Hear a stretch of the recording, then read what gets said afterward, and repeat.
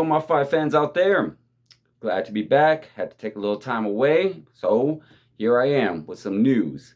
And there's been some recent developments regarding this Jake Paul Hasim Rahman. I believe a video has been linked to a sparring between Jake Paul and Hasim Rahman.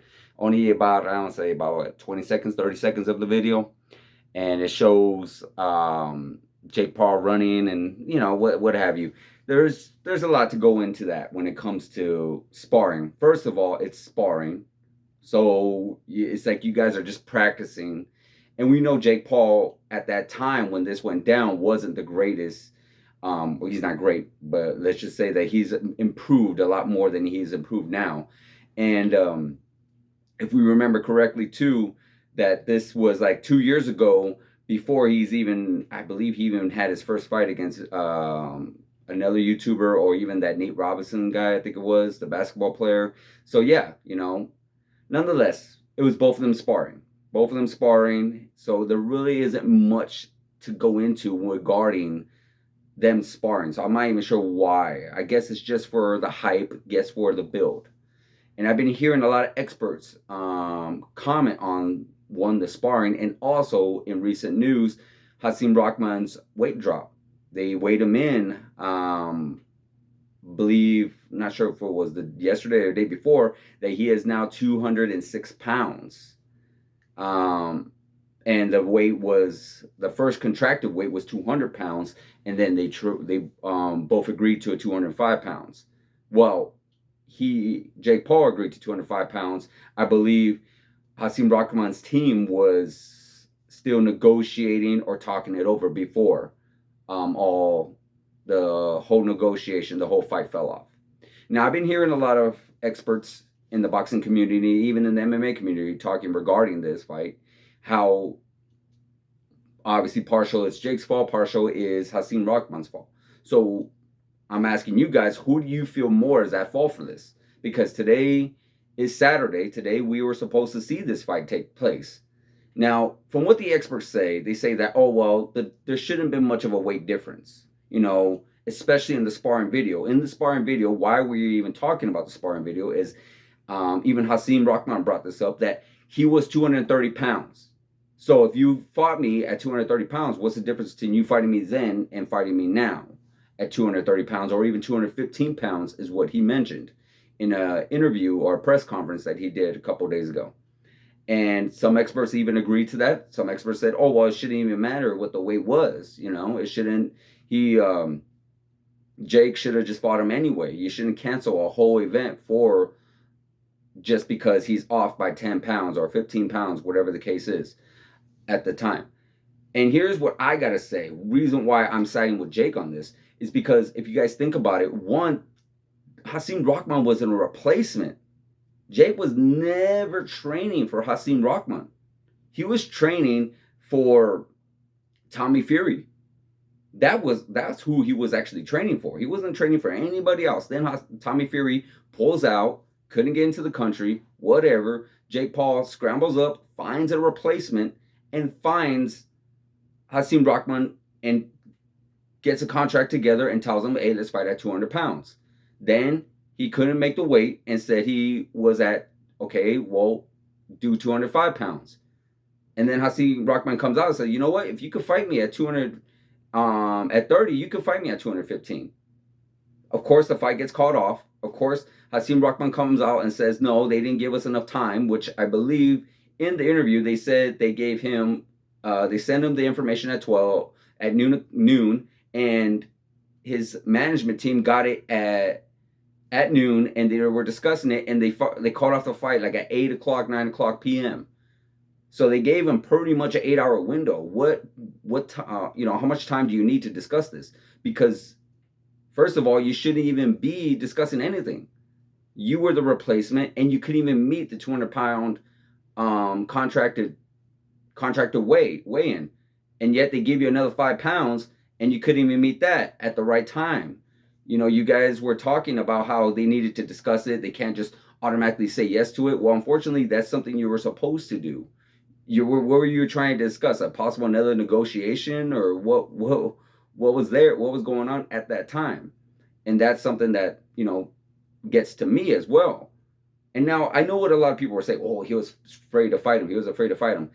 I'm not going to say Jake Paul was afraid to fight him. You know, he's going in the ring with another boxer. He's going in the ring with another fighter. Nobody really is ever scared to get in there when they're going against another man. So that's one. Two, Jake Paul is very smart. I'll give him that, because why? He knows that if he loses against Hasim Rahman, a lot of his build, a lot of his his promotion within himself, what he does himself, is going to go out the window because he just got beaten. I believe that him being undefeated and him beating all these guys and just blowing our minds out, being like, whoa, we can't believe this YouTube guy is just coming into boxing at such a later age and is able to do the things that he's doing. Now, if he loses, then that's saying something. That's like, oh my God, that's like, oh, well, you know what? We kind of expected it. If he loses against Hasim Rahman, I should say, we kind of expected him to, like, hey, he lost. We kind of knew it. He lost to a guy that's 12-1. Not very many people know him. In fact, nobody knew him up until we heard him gonna fight Jake Paul. If Jake Paul was scared, he would have, once that Tommy Fury fight fell out, he would have done. That's it. Over with. Like, okay, fine. We're just going to have to find a different one. But he found a replacement. And then in that replacement, he found a guy who made, unfortunately, I have to say this, but a lot of bad business decisions. And those business decisions were trying to renegotiate all these other things that Jake Paul was trying to negotiate with him. Now, I get it, what a lot of people are going to say. Well, he's a heavyweight coming down, and Jake Paul had the commission come in and weigh him weekly. You know what? At the end of the day, if you really want this, you're going to do it. You shouldn't have agreed to it. Again, you know your body better than anybody else in this world does. Hasim Rahman knows his body better than anybody knows. So why would he even agree to it? Why would he agree to fighting Jake Paul at 200 pounds if he knew automatically he wasn't going to cut it? Why would he agree to these commission coming in and saying, oh, well, we're voluntarily going to weigh you. We're going to, not voluntarily, but we're going to come in and weigh you weekly, I should say. And I believe him saying that, oh, well, he wasn't even aware of that. Well, that's something you got to discuss with your team, with your lawyers, with your managers, because it's in the contract and you signed it stating that you agree. So that's not on Jake. That's on you. That's something that they should have discussed with you before signing the agreement. So that's where I'm at with it. I'm not saying that Jake Paul is afraid, and I'm not saying this is mostly his fault. Of course, a lot of people are going to say, well, again, he should have just fought. He should have just gave Hasim Rahman that chance to make 205 pounds. And here we are. And of course, he just pulled out the fight because of all this up and down nonsense towards the fight, especially when it came to the weight. And yeah, he did not want Hasim Rahman to come in with more of an edge that he already has, because Hasim Rahman has a big edge over Jake Paul. Regardless, Jake Paul has a bigger name, but the more experienced, the more talented, the more in-ring experience, the more fights that the fighters had, Hasim Rahman has that. He has that under his belt. And Jake Paul cannot catch up to him, no matter what. With the amount of amateur fights he's had, with the amount of pro fights he's had, it would take forever to Jake Paul to catch up with that kind of experience. So Jake wanted to level the playing field.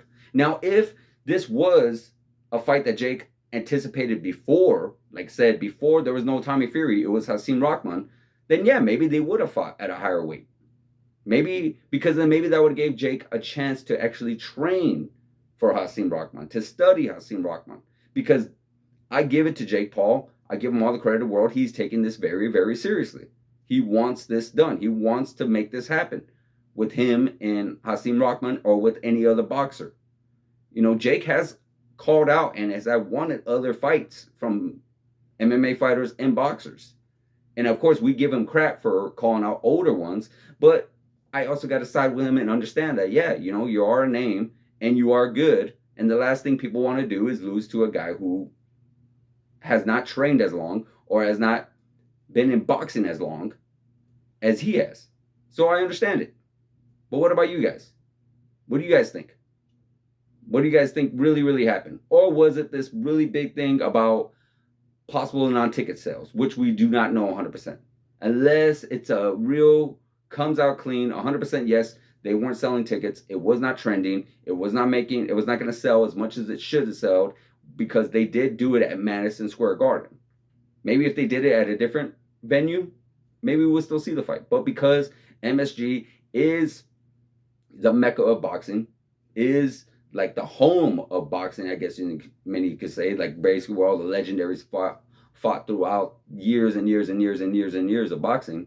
We know Vegas is definitely the home, but I mean, Jesus Christ, we can only imagine how many boxing fights went in MSG.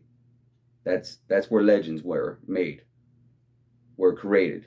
That's a big, big platform. So who knows? Is it that? Is it because Jake Paul is 100% afraid and he just did not want to fight Hassim? Is it Hassim because he just continued to play too many games and played with the scale too many times and just maybe bit off a little bit more than he can chew when it came to the weight? Who knows?